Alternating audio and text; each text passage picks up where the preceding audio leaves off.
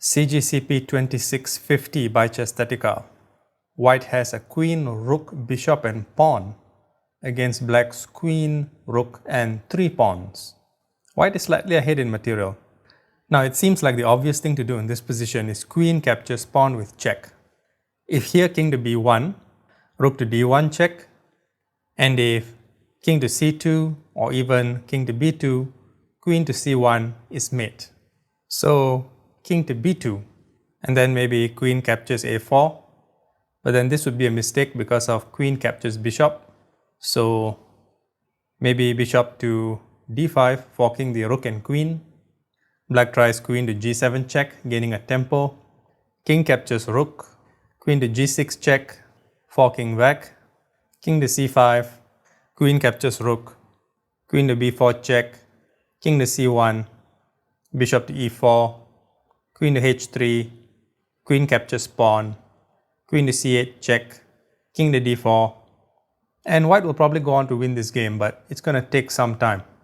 However, if you could resist the instant gratification of capturing the pawn on f4 with check, you would have found the solution.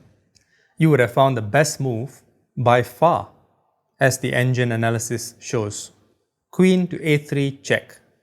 Now if king to b1 here, rook to d1 check, king to c2, and queen to c1 mate, similar to before. So king to c2 threatening the rook on d3.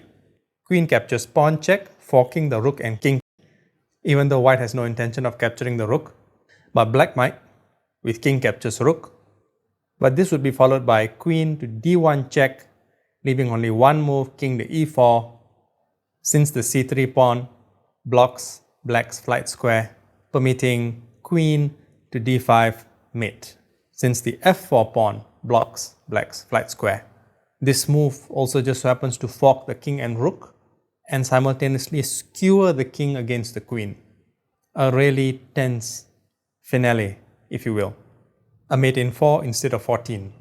I hope you could see it, but if not, maybe you learned something today.